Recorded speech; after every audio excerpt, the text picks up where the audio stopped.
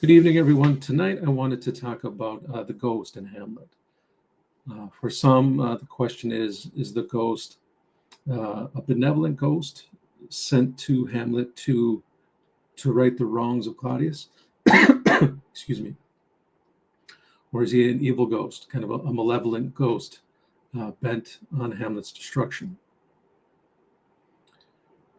So I'm going to focus on Act 1, primarily scenes 4 and 5, to see if through Shakespeare's language we can figure out what type of ghost this is. Okay. So in Act 1, Scene 4, it begins with Hamlet saying, again, Hamlet, Horatio, Marcellus, they're on top of the battlements, or the battlement of Elsinore Castle, and they're waiting for the ghost. And Hamlet says, the air bites shrewdly, it is very cold. Air bites shrewdly means bitter. The air is bitter and it's cold. And he says, very cold. Horatio says, it is a nipping and an eager, meaning sharp air. So it's very cold, biting, sharp air. Now, what are some symbolic meanings of air? So for the Elizabethans, air could have been linked to blood. So physically speaking, we're talking about blood. So and again, we're going to focus on the negative aspects of the word air, because Hamlet and Horatio both refer to it as cold, bitter, sharp. So again, air could be linked to blood. And so here we're talking about cold, we're oxygen. So we're talking about oxygen in the blood. We're talking about cold air. We're talking about cold-blooded. Okay. Air could also refer to soul or spirit. So we're dealing with, again, a cold or soul, a cold soul or a cold spirit. Air could also be equated with moral corruption, evil influences, spiritual decay, unseen forces that influence behavior. Air can also represent plague, corruption, social disorder. So in every aspect of life, air, as it is all around us, as it is everywhere, it can negatively affect the body, the mind, the spirit or soul, and society or the social aspect of human beings. So again, air for the physical could be linked to blood and health. So again, we're talking about cold air, bitter air. So again, this is, Shakespeare seems to be saying physically, this could be bad for Hamlet's health. Intellectually, it could be bad for Hamlet. It could be bad for his mind. And it could be bad for his soul. Okay. And we'll discuss some parallels going on there with the ghost. And I guess socially. So Denmark might go to war with Norway. So again, there's some imbalance. In another video, I talked about how Hamlet really is about achieving balance, and that his tragedy is that he is imbalanced. Okay. And then when they're on top of the battlement, they before the ghost comes, they overhear a party the king is having, and Hamlet goes into kind of a lesson, I guess, on vice, and he describes a vice as a mole, like a mole you have on your face. So it could be a blemish. It's a fault, a defect. So, and he's saying that each person may be afflicted with a mole, a blemish, some sort of character defect. No matter how virtuous they are, that this one mole, this one character blemish, fault, vice, defect may corrupt the entire person. Okay. Then the ghost appears. Okay. It speaks to Hamlet, or it desires Hamlet, All of them see the ghost. The ghost then beckons Hamlet away. So, and I believe it's Horatio or Marcellus, one of the other characters says, the ghost desires you to alone, a more removed ground. So here we're talking about kind of the social aspect. I think Shakespeare is saying that if you follow this ghost, you're going to be isolated. You're going to be isolated from friends, companionship. You're also going to be isolated from your own soul. And that you will probably be more lost in yourself, little s, not big S, your ego nature, and you'll be lost in your mind.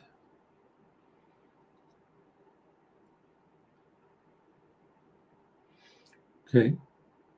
Someone references, don't go with it. It could lead you off the cliff, so to speak, off the cliff of reason. You may go mad by interacting with this ghost. This is the concern of Hamlet's friends. And this is an echo with Gloucester in King Lear. And Gloucester wants to jump off a cliff to commit suicide because he's tired of life. And so is this an echo that if you do follow, so not only are you going to lose your reason, your right mind, but it may lead to a form of suicide. And Hamlet's friends, they're trying to keep him from going with the ghost. And Hamlet says to his friends, I will make a ghost of him who doesn't let me go, who doesn't let me follow the ghost. Okay? So again, he's linking, I think Shakespeare, when Hamlet's in a violent temper, he's linking ghost with violence. So through all of these aspects, through all of these words, all of these symbols, I think Shakespeare is saying this ghost is an evil ghost. Okay? This ghost means to destroy you, Hamlet. Okay?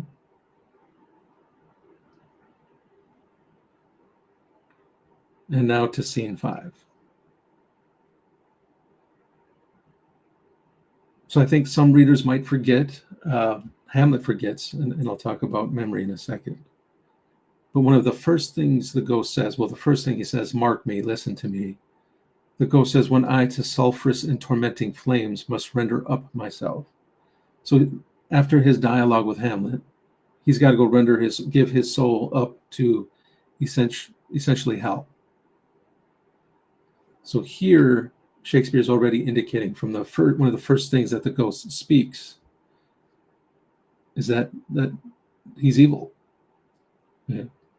A virtuous, a heavenly, a benevolent ghost would not have to give up his soul to sulphurous or tormenting flames. The ghost says, what I have to relay to you,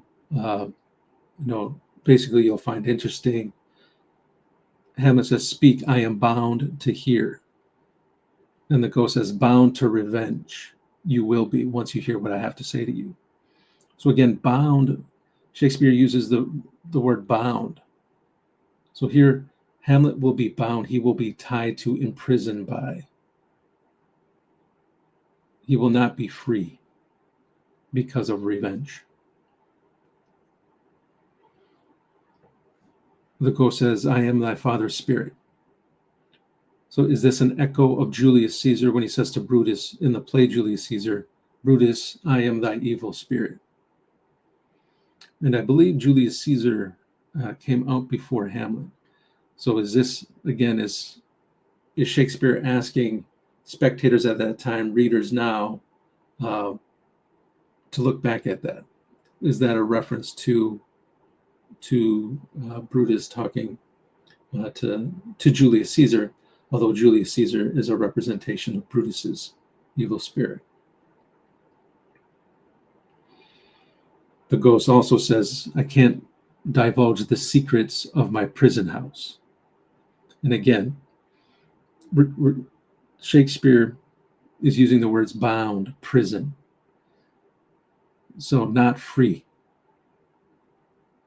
So this is relating to Hamlet. Hamlet will be in prison. if he follows the ghost's injunction to seek revenge. Now, again, as I've mentioned in I think another video, the ghost never explicitly says go kill Claudius, but he does say, please go seek revenge, though. Okay? He says, what I could relay to you would freeze your young blood.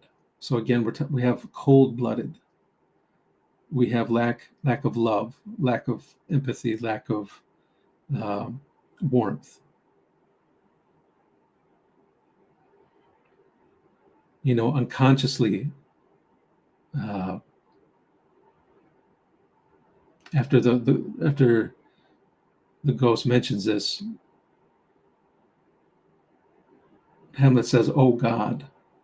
Right. So again, unconsciously, or his unconscious is saying, is trying to bring in benevolent forces, good forces.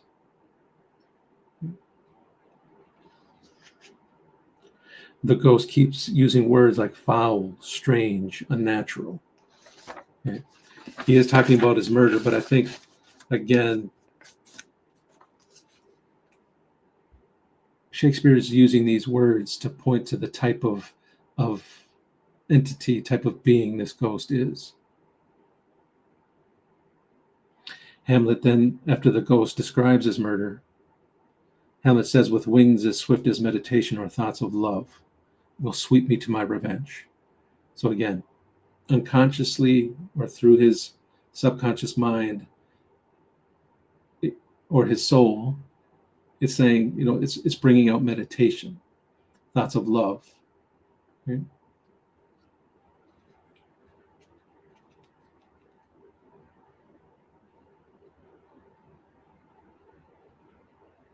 The ghost also talks about his seeming virtuous queen. He's talking about Gertrude.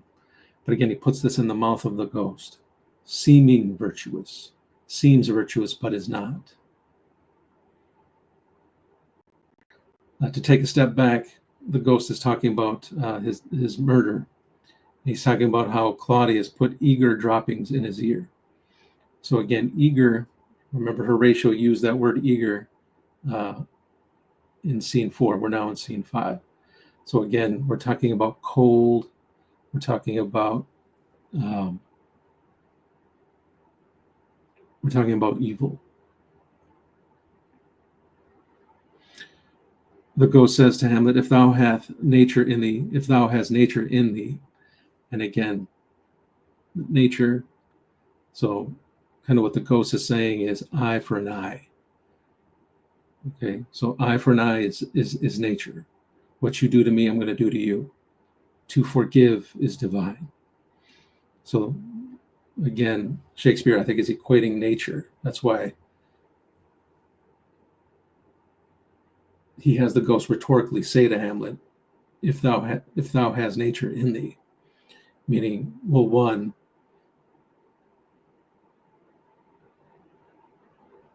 because I am your father, do you have the willingness to kill, or the willingness to seek revenge, I should say.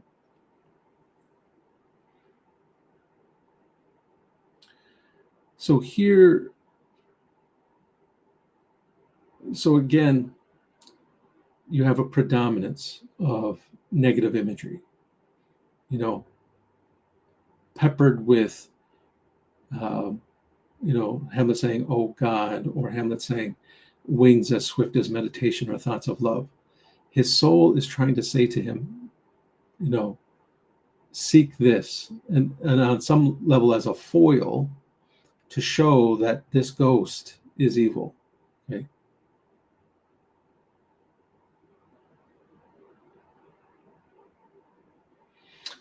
And when Hamlet asks his friends to swear on his sword that they won't divulge anything that happened that night, the ghost underneath. So one, you have the location of underneath, and of course that's equating to hell. So again, here's another indication that Shakespeare's saying this is an evil spirit. And every time the ghost says swear, Hamlet removes himself. Okay, he asks that he and himself moved from where the ghost is. So again, his subconscious or his soul is telling him there's something not right with this ghost. Okay. And what does he call the ghost? He calls the ghost Old Mole. Okay. So again, we're in scene 5 here in Act 1. That is to relate back to mole of the blemish, the fault, the vice that will corrupt a virtuous man. Okay, so Shakespeare is equating Hamlet's kind of lesson on morality with the ghost by using the word mole.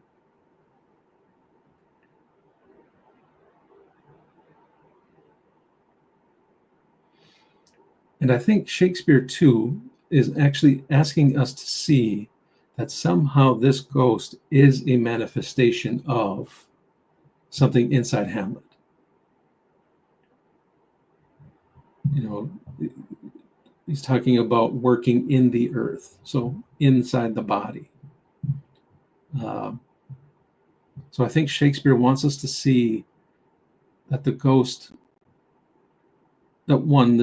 is evil, and that somehow this ghost is again a character flaw within Hamlet.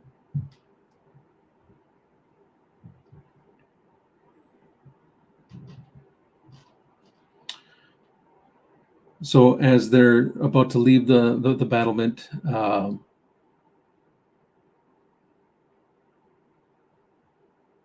Hamlet says to his friends, "So grace and mercy at your most need, may that help you." So grace and mercy at your most need help you. So when you need it the most, hopefully you will have grace and mercy to help you. So again, Hamlet's soul is saying to him, you need to have grace and mercy. Mercy is forgiveness. Okay? So what his soul is saying in regards to Claudius, and although Hamlet is not conscious of it yet, is he is saying you should forgive, you should have grace and forgiveness.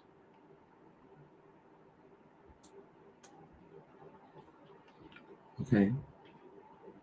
And it's being said at the exact moment where Hamlet is beginning to kind of start his dissension or start to go down the road of self-destruction. Okay.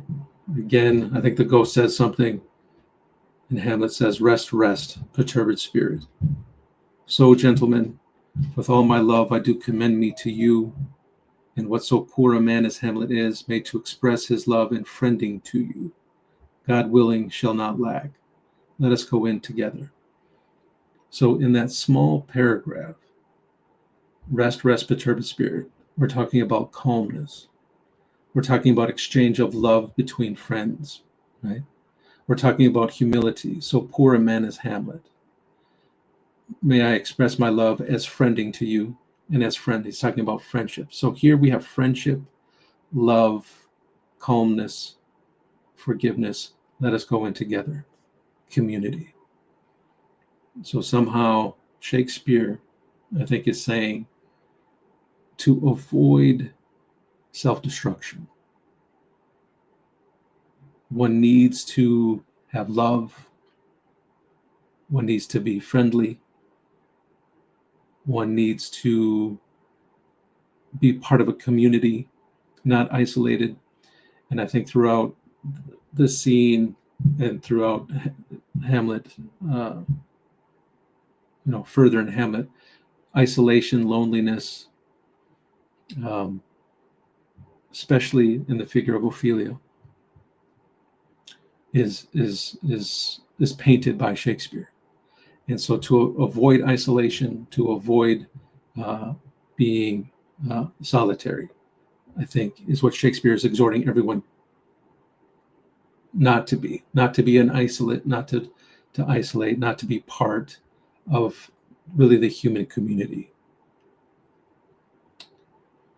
So to sum up, and again, the ghosts, remember the ghosts, they were saying he's trying to remove you. He's trying to get you alone. So again, that dichotomy. So I think I'll leave it there. So in conclusion, the ghost is an evil ghost. The ghost, either a manifestation of an internal state or the manifestation of an evil entity, whichever way you want to look at it, it is an evil ghost bent on Hamlet's destruction. Please let me know what you think in the comments. Please like and subscribe if you like the content. I'll try to put out more content more frequently. Thanks for listening, and have a good night.